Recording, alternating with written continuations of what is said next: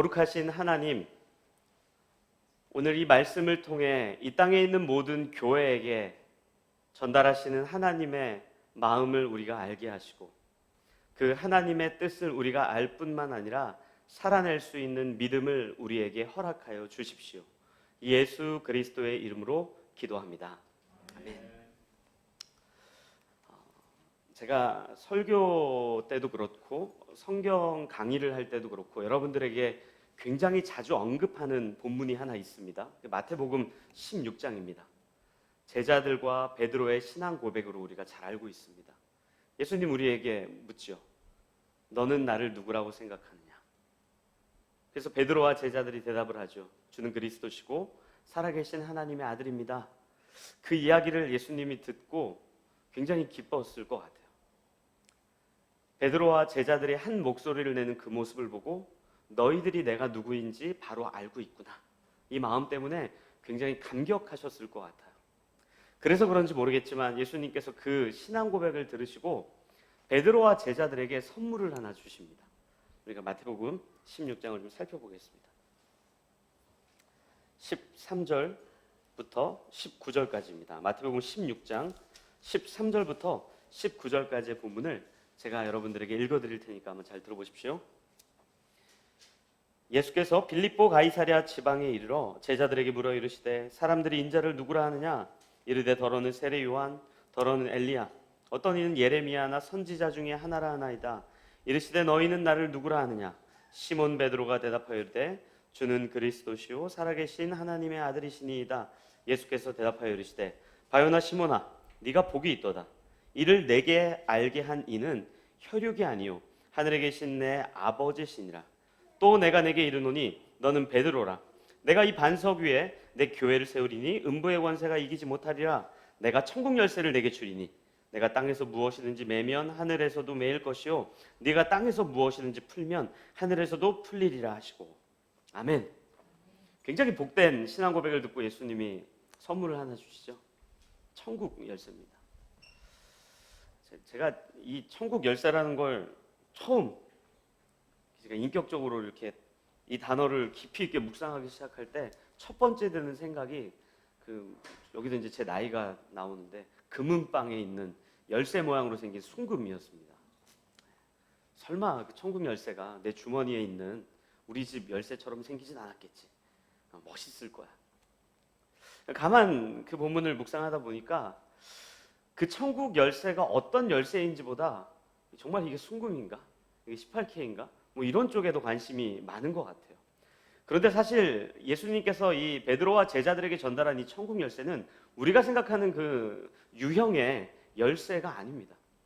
거기에 뭐 순금이든지 아니면 18K든 14K든지 아니면 다이아가 몇 개 박혀 있든지 그 크기가 몇 개, 얼마나 큰지 혹은 이걸 베드로한테만 줬는지 아니면 제자들에 각각 하나씩 줬는지 아니면 예수를 믿기로 한 사람 모두에게 줬는지 이렇게 이제 이해를 하는데 사실 이 천국 열쇠를 이해하려면 조금 더 이렇게 깊은 성경에 대한 이해가 필요한데 이 본문을 잘 설명해 주는 본문이 마태복음 23장에 있습니다.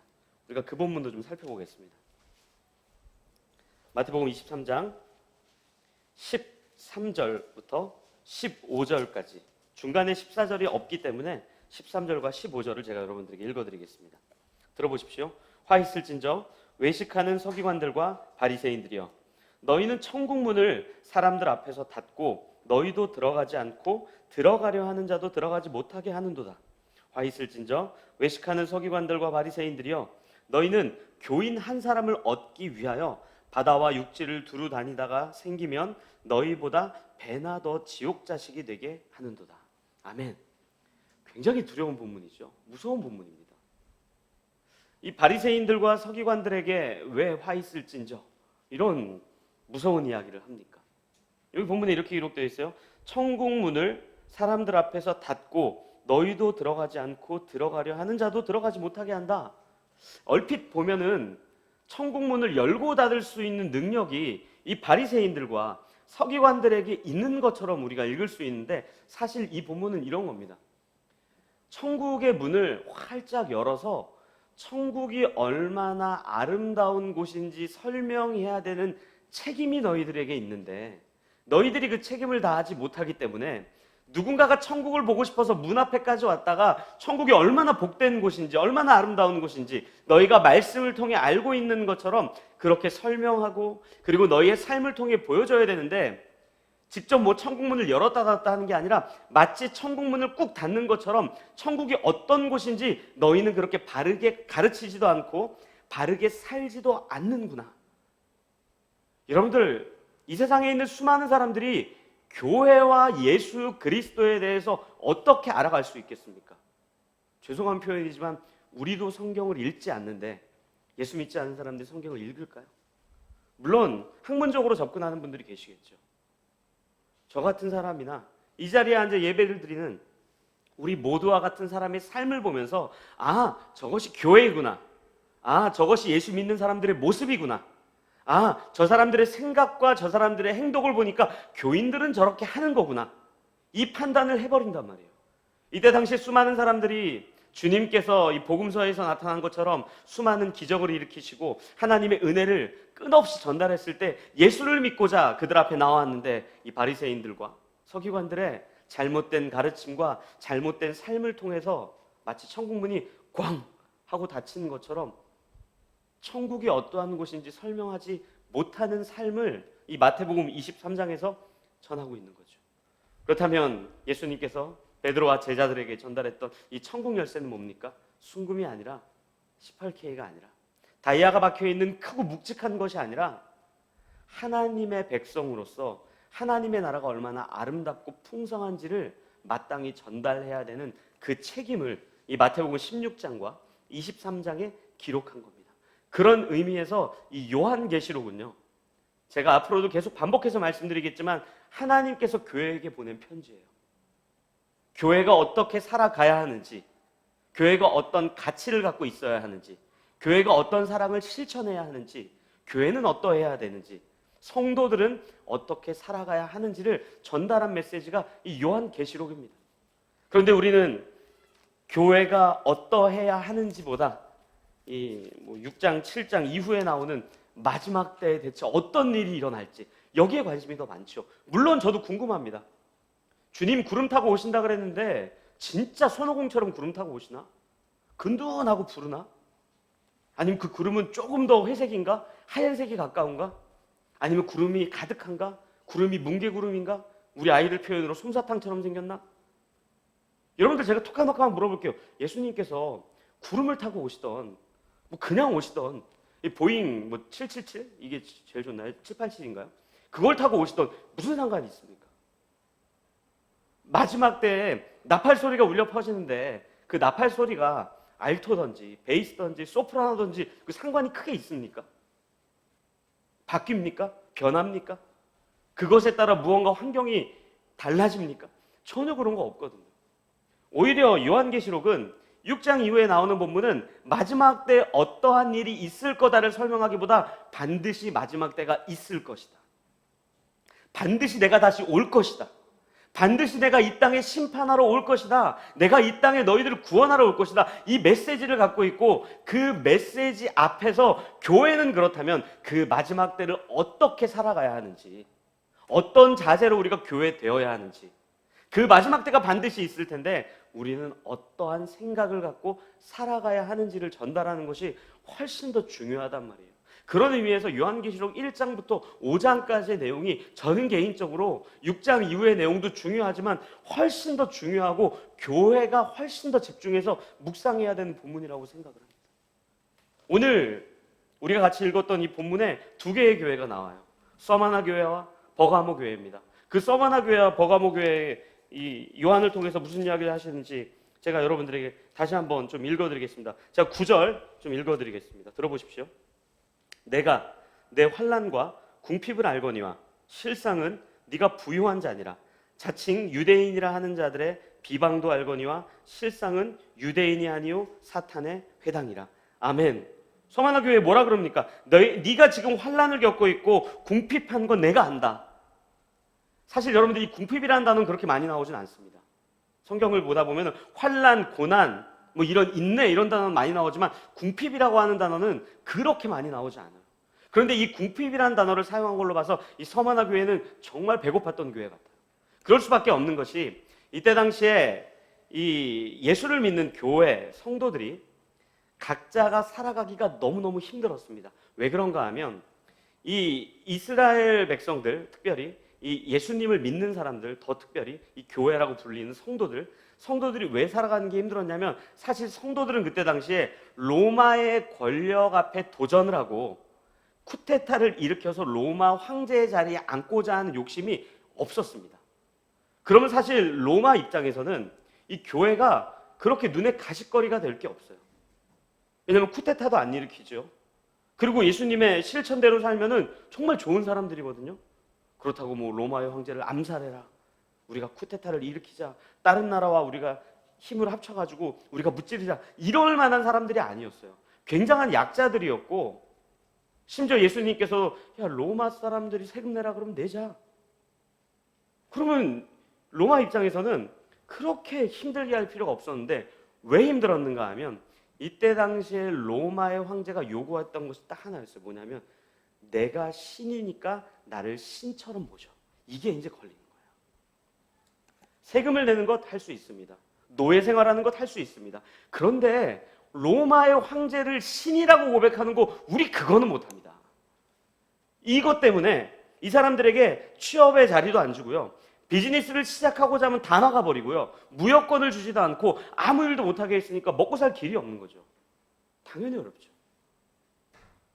어려울 수밖에 없어요. 그런데 이 본문에 보면은 좀 이해 안 되는 게 하나 있어요. 그게 뭐냐면 2장 9절인데 보십시오. 이 중간쯤부터 보면은 자칭 유대인이라 하는 자들의 비방도 알거니와 실상은 유대인이 아니요 사탄의 회당이라. 아멘. 유대인들에게 사탄의 회당이라고 이야기하거든요. 사실 이 부분에서는 좀 우리가 퀘스천을 가져야 돼요. 왜 그런가 하면 예수를 메시아로 고백하지 않아요. 그런데 그렇다고 로마의 황제를 신으로 고백하는가? 그것도 아닙니다. 이 사람들은 예수를 안 믿지 하나님을 믿거든요. 그렇기 때문에 하나님이 온 우주의 유일신이고 그분만이 나의 신이다라는 고백은 늘 갖고 있었기 때문에 로마에서 이야기하는 로마의 황제를 신으로 고백하라, 여기에는 교회와 마찬가지로 유대인들도 똑같이 우리는 그 고백 못합니다, 이렇게 했을 거예요. 근데 성도들은 위로하고 그 유대인들은 여기서 굉장히 악한 표현을 쓰죠. 사탄의 회당이다. 이게 해서 이해가 안 돼야 돼요, 사실은. 근데 그 다음에 나오는 버가모 교회, 이 버가모 교회를 보면은 이제 이해가 됩니다. 자, 버가모 교회 13절 여러분들에게 읽어드릴게요. 들어보십시오. 내가 어디에 사는지를 내가 아노니 거기는 사탄의 권좌가 있는 데라. 내가 내 이름을 굳게 잡아서 내 충성된 증인 안디바가 너희 가운데 곧 사탄이 사는 곳에서 죽임을 당할 때에도 나를 믿는 믿음을 저버리지 아니하였도다. 아멘. 아까 유대인들에게는 사탄의 회당이라 그러고 여기에서는 사탄의 권자라 그럽니다. 그러니까 이 버가모 교회는 사탄의 권자라 그래요. 그런데 이 사탄의 권자라고 불렸던 이 버가모 도시의 특징이 있어요. 첫째는 지역적인 특징이 약간 높은 고지대에 형성이 되어 있어요. 그렇기 때문에 우상 숭배를 굉장히 세게 했어요. 그런데 서머나 교회도 똑같이 했거든요. 우상 숭배 안 하는 데가 어디 있었어요? 다 우상 숭배 했죠. 근데 이 버가모 교회만의 특징은 이 버가모 교회가 로마의 통치를 받고 있는 지역 중에 1등을 한 게 있습니다. 이게 뭔지 아십니까? 가장 강력하게, 가장 세게 로마 황제를 신성화했어요. 이때 당시에 도시들끼리 서로 경쟁을 했어요. 누가 로마의 황제를 더 많이 신처럼 고백하고 따르고 그런 모양들을 만드는가. 그래서 진짜 로마에서 상을 줬습니다. 이 버가모 교회가 상을 받은 교회예요. 2가지 상을 받았어요. 첫째, 사법권을 줬습니다. 사법권 로마에서 안 줬어요. 어떤 문제가 일어나면은 각 도시를 통치하는 사람들이 있었지만 법적인 제도는 전부 다 로마에 와가지고 받으라 그랬어요. 그 2번째가 사형제도입니다. 야, 버가모 교회 니네 열심히 우리 로마 말 잘 듣네. 그리고 가장 중요한 우리 황제를 정말로 신처럼 니네 너무 잘하네. 야, 너희들에게 상 줄게. 사법권도 주고 사형을 집행할 수 있는 것도 줄게. 그래서 사실은 이 주님께서 요한에게 버가모 교회에 자기를 소개할 때 이렇게 소개하잖아요. 좌우에 날성검을 가지신 이가, 이런 표현이 뭐냐면 이 검이라는 것 자체가 그때 당시에 법이나 어떤 형벌에 대한 권위를 갖고 있는 사람들이 갖고 있었던 하나의 도구였거든요. 그래서 야, 너희들이 갖고 있는 그 법이 진짜 너희들이 위대한 것이 아니라 이 온 우주를 통치하시는 분은 하나님 한 분이다, 이런 소개를 이 버가모 교회에게 더 극명하게 하기 위해 이런 표현을 한 건데, 어찌됐건 이 버가모 교회가 그런 두 가지 능력을 갖고 있었죠. 그런데 그들에게 사탄의 보좌라고 이야기하는 이유가 뭡니까? 우리 너무 잘 알죠. 여러분들 한번 생각해 보세요. 버가모 지역에 살던 사람들이 로마의 황제를 왜 신격화했겠습니까? 정말 사랑해서 그랬겠습니까? 정말 신이라고 믿었기 때문에 그렇겠습니까? 아니죠. 당장 자기의 밥줄이 거기에 걸려있기 때문에 그렇게 한 거죠. 그렇게만 하면 내 주머니가 조금 더 빵빵해지고, 그렇게만 하면 내가 건물이 2개, 3개가 되고, 그렇게만 하면 비즈니스 할 수 있는 모든 통로를 열어주고, 그렇게만 하면 나에게 많은 권위들이 생기고, 그렇기 때문에 이 도시에 사탄의 권세라고 이야기하고 있는 거고, 특별히 자칭 유대인이라고 했던 그 사람들에게, 서머나 교회에 있는 사람들에게는 왜 그렇게 이야기합니까? 너희들이 하나님이 신이기 때문에 로마의 황제를 신이라고 고백하지 않아. 그건 맞아. 근데 그 이유가 뭐냐? 이 문제 앞에 놓인 거죠. 성도들은, 교회는 예수를 그리스도라고 왜 고백합니까? 우리의 죄를 사해 주시고 우리를 영원한 생명으로 인도하시기 때문이에요. 그런데 유대인들은 왜 로마의 황제를 신이라고 고백하지 않습니까? 그리고 왜 예수를 메시아로 고백하지 않습니까? 자신들을 높은 보좌에 올려주지 않기 때문에. 버가모 교회 사람들이 원했던 수많은 물질과 권력과 힘 때문에 하나님을 믿었고, 그랬기 때문에 예수를 안 믿은 거죠. 여러분들, 유다가 왜 예수님을 따랐습니까? 제자들이 왜 예수님을 따랐습니까? 모르겠습니까? 그럼 유다가 왜 예수님을 배신했습니까? 은30 때문에 배신했죠. 그렇다면 유다는 왜 예수님을 따른 겁니까? 돈 때문이죠. 버가모 교회와 서머나 교회의 전혀 다른 모습인 것 같지만 사실은 똑같은 이야기를 하고 있는 거예요. 교회는 예수를 그리스도로 고백하는 이유가 우리의 필요를 채워주시고, 우리가 원하는 것들을 들어주시고, 우리가 갖고 싶은 것들을 풍성하게 채워주시는 예수 때문에 우리가 이 자리에 서 있는 것 아닙니다. 당시 유대인들은요, 예수를 메시아로 인정 안 했죠. 그들이 원하는 걸 안 챙겨줬거든요. 황제보다 힘도 없고, 목수의 아들로 태어나고, 시골 촌구석에서 자라고, 자기들에게 능력이나 힘을 주는 것도 아니라 십자가에 달려 돌아가시니 그분을 메시아로 믿고 싶었겠습니까? 교회도 유대인들도 똑같이 로마의 황제를 신이라고 고백하지 않는데, 유대인들에게는 자칭 사탄의 회당이라고 여긴 게 거기에 있어요. 이 요한계시록은요, 우리를 항상 그 질문 앞에 세워요. 마지막 때를 살아갈 때 예수를 어떻게 믿고 누구라고 고백하시겠습니까? 버가모 교회 설명을 이어가면서 사도 요한이 그 교회 성도들에게 이렇게 얘기해요. 너희들 가운데 발람의 교훈과 니골라 당의 그 교훈이 그대로 남아있지 않느냐? 여러분들, 발람의 교훈이 뭡니까? 민수기 22장부터 쭉 보면 나오죠. 이 발람이 선지자예요. 근데 이제 모압 왕이 발람을 초대합니다. 초대해서 뭐라 그러는 줄 아세요? 발람, 너 훌륭한 선지자인 거 내가 알아. 내가 너한테 부탁이 하나 있어. 무슨 부탁입니까? 이스라엘과 이제 전쟁을 해야 되는데 네가 이스라엘을 저주를 좀 해줘. 발람이 뭐라 그래요? 말이 됩니까? 나는 하나님의 뜻을 전달하는 선지자인데 어떻게 당신이 원하는 걸 전달할 수 있겠습니까? 거절합니다. 그때 하나님이 나타나서 말씀하세요. 너 걔네들이 원하는 거 해주지 마. 하나님의 말씀 그렇게 전달하는 거 아니야. 근데 그 다음 날에 이 모압에서 더 많은 사신들과 더 많은 약속을 해주기만 한다면 굉장한 걸 주겠습니다. 굉장한 걸 주겠습니다. 그래서 나귀 타고 쫄래쫄래 그 길을 나서죠. 근데 나귀가 길을 안 가요. 골목길에 들어섰는데 나귀가 앞으로 안 가요. 그래서 처음에는 채찍으로 후려쳐요. 이 새끼가 왜 안 가지고 팍 쳐요. 나귀 새끼입니다. 욕한 거 아닙니다. 나귀를 우리가 나귀 어린이 이러지 않지 않습니까? 나귀 새끼잖아요. 나귀 새끼를 쳐요. 그래도 말을 안 들어요. 그때 이번에 지팡이로 이게 후려버려요. 야, 얼마나 아팠을까요? 이 애완 반려견 묘를 키우는 이 시대 얼마나 아팠을까요? 이 얼마나 아팠으면 나귀가 말을 합니다. 갑자기. 진짜예요. 각색하는 거 아닙니다. 진짜입니다. 어이 주인놈 양반, 왜 때립니까? 야, 이 나귀 새끼야, 네가 가란 대로 안 가니까 때리지 괜히 때리겠냐? 이 굉장히 훌륭한 말을 해요. 이렇게 얘기해요. 내가 지금까지 당신을 평생을 태우고 다니면서 한 번이라도 내가 당신의 뜻을 거역한 적이 있습니까? 이번이 처음 아니지 않습니까? 그럼 이유가 있겠지, 이 주인놈아. 그때 하나님의 사자가 나타나서 이야기해요. 뭐라 그래요? 발람한테, 너 임마 나귀 아니었으면 너 죽었어. 그 이야기를 한단 말이에요. 발람이 하나님의 뜻을 전달하러 간 겁니까? 재물을 얻기 위해 그 길을 나선 겁니까? 우리가 똑같은 질문하는 거 아니에요? 예수 왜 믿습니까? 하나님이 우리를 사랑하셔서 믿습니까? 돈을 주는 하나님을 믿습니까? 여러분, 니골라 당도 나오는데 니골라라는 뜻은 전염시키다 이런 거예요.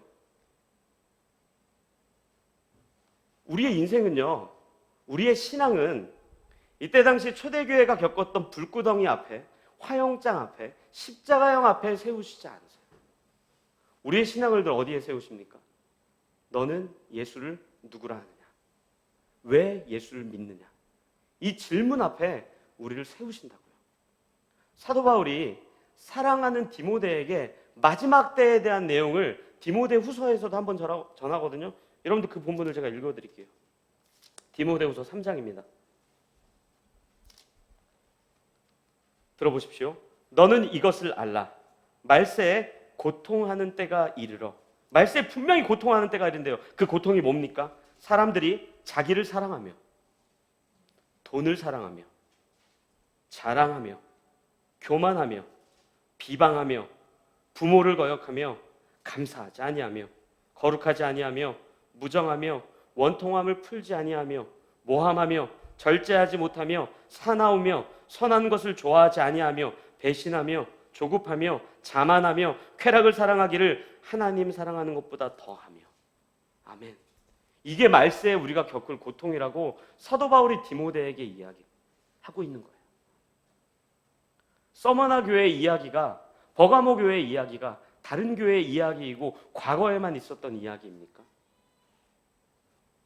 우리가 십자가 처형장 앞으로 나아가진 않겠지만 우리 목에 칼이 들어와서 예수를 부인하면 살려주겠다 이런 협박은 없겠지만 우리 날마다 예수 그리스도를 왜 믿는지, 우리의 내면에, 우리의 신앙 깊은 곳에 발람의 교훈이나 니골라당을 따르고자 하는 마음은 없는지 날마다 점검하게 하시는 것 아닙니까?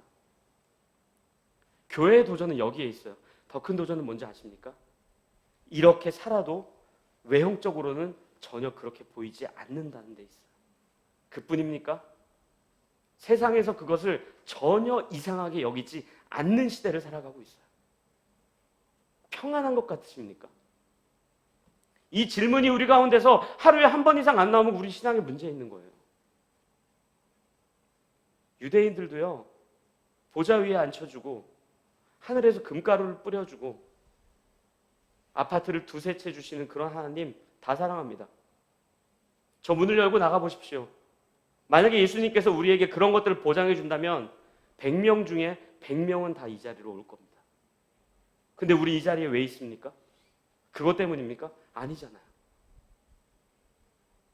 주님께서 우리를 먼저 사랑하셔서 우리를 위해 죽으시고 부활하심으로 말미암아 우리에게 영원한 생명을 주셨기 때문에 세상의 권력이 완전한 권력이 아니라 하나님이야말로 전능하신 분이기 때문에 입에 칼이, 날선검이 있는 분이 말씀하시는 거 아닙니까? 세상에서 힘이 전부이고 돈이 전부라고 말하는 이 세상 속에서 처음이자 마지막 대신 그분이 우리의 메시아이기 때문에 우리가 신앙생활하는 것 아닙니까? 그분께서 우리에게 약속하신 게 뭐예요? 서머나 교회는 이렇게 이야기해요. 너희들이 둘째 사망은 없을 것이다. 이 둘째 사망이라는 의미가 여러분들 이런 거예요. 우리 다 죽어요. 안 죽는 사람이 어디 있습니까? 신앙이 아무리 좋은 사람도 다 죽습니다. 근데 둘째 사망은 어떤 건지 아세요? 그렇게 죽고 난 이후에 영원한 사망으로 가지 않고 영원한 하나님의 나라로 가는 것, 그것 우리에게 없대요. 또 뭐라 그래요? 만나와 흰돌을 주시겠대요. 이스라엘 백성들이 광야 땅을 지날 때 날마다 경험했던 게 뭐예요? 하나님께서 허락해 주신 만나의 은혜 아니에요? 고기 먹고 싶다 그러니까 이 사이에 고기가 낄 때까지 하나님이 허락해 주시는. 그리고 또 이 약속한 흰돌은 뭡니까? 이건 그때 당시 이 버가모 교회 이 화강암으로, 이게 하얀색 화강암으로 지었던 건물들이 굉장히 많은데 탐나 보이겠죠. 근데 그것과 비교조차 할 수 없는 하나님의 아름다우신 나라가 우리를 위해 준비되어 있다라고 이야기하는 거예요. 그런데 우리 거기에 마음을 뺏기니까 제가 그런 생각도 해봤어요. 지난주 내내 이 본문 준비하면서 이거 하얀 돌 그러니까 사람들이 별로 감흥이 없는데 제가 적어왔어요. 이 서울에서 제일 비싼 집들. 차라리 한남 더힐, 시그니엘, 서울숲 포레스트 이거 차라리 보여줬으면 사람들이 예수 더 잘 믿었을 텐데, 근데 이게 결점이 하나 있더라고요. 그게 뭔지 아십니까? 여기 사는 사람들은 별 감흥이 없어요. 에이 지금 살고 있는데. 천국이요, 이 땅과 비할 수 있겠습니까? 그 어떤 아름다움으로 비할 수 있겠습니까? 우리 살아가다 보면 우리의 신앙이 하나님 사랑하기보다 돈을 더 사랑하고 하나님 사랑하기보다 쾌락을 더 사랑할 때 있어요. 그때마다 하나님 우리 질문 앞에 세우셔서 지금이 바로 말세라고 이야기하는 거예요. 그것 있으면 잘 될 것 같죠? 돈이 우리의 인생을 책임져 주지 않습니다. 비교적으로 재정적으로 여유가 있으면요, 신앙생활 외형적으로는 편하게 할 수 있어요. 맞습니다. 솔직히 가난한 사람들보다 여유 있는 사람이 신앙생활 외형적으로 좀 더 잘할 수 있어요. 하지만 그 내면의 진실된 신앙은 가난하거나 부유하거나 똑같아요. 진짜 네가 나를 예수를 그리스도로 고백하니? 나를 왜 믿니? 왜 따르니? 왜 교회로 모였니? 왜 서로 사랑하고 살아가니? 왜 성도라고 이야기하고 왜 교회라고 이야기하고 있니? 마지막 때 우리 그 질문 앞에 세우는 거예요. 무정이 가득한 세상 속에서 하나님의 사랑이 있는지 우리에게 물어보고 있고, 돈이 전부라고 생각하는 세상 속에서 돈이 아니라 하나님의 전능하심이 더 중요하다고 생각하고 있고, 이 땅에 있는 가치가 최고라고 생각하는 이 세상 속에서 영원한 하나님의 나라가 얼마나 아름다운지를 우리에게 가르치고 있는 것이 이 요한계시록이에요. 말세에 그런 일들이 훨씬 더 많을 텐데 그 믿음을 지키십시오. 사랑하는 라이프 교회예요. 이 애끓는 심정이 여기 있는 거예요. 저 우리 라이프교회 가족들이 날마다 이 질문 앞에 서셨으면 좋겠습니다. 내가 예수를 왜 믿는지, 예수를 왜 그리스도로 고백하는지, 그분께서 나에게 허락해 주신 은혜가 무엇인지, 그분께서 나에게 준비해 주신 영원한 생명과 만나와 흰돌이 얼마나 크고 풍성한지를 여러분들 다짐하면서 그 질문 앞에 답을 하며 살아가십시오. 제가 여러분들에게 꿀팁을 하나 드리겠습니다. 그렇게 살 수 있는 방법. 정말입니다. 제가 가끔 청년들과 식사를 하고 밥을, 이게 자꾸 이런 얘기하니까 제가 밥을 굉장히 많이 사는 것 같지만요, 많이 사진 않습니다. 예. 그래도 비교적 사는 편이긴 한데, 살 때, 계산을 할 때 제가 카드를 사장님께 들이밀며 저를 잘 보시면 됩니다. 눈을 꾹 감습니다. 이 가격을 보면요, 마음이 흔들려요. 영수증을 안 받습니다. 왜요? 보면 보자마자 문자 메시지 삭제해버려요. 이게 보면 안 되거든요. 여러분들 눈 질끈 감으십시오. 선택이 쉬워집니다.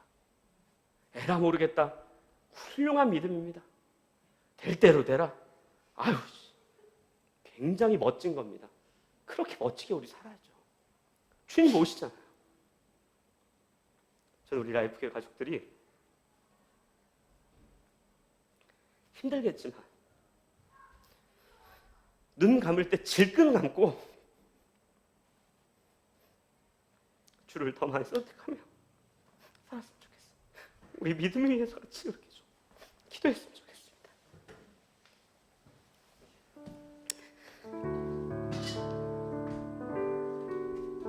우리 주님께 우리의 못난 모습을 아뢰면서, 주님, 나에게 믿음을 더해 주십시오. 주를 위해 눈을 질끈 감고, 주님 곧 오실 텐데 그렇게 살게 해달라고, 우리 교회가 그런 교회 되게 해달라고 같이 우리 한 마음으로 기도하도록 하겠습니다. 기도하시겠습니다.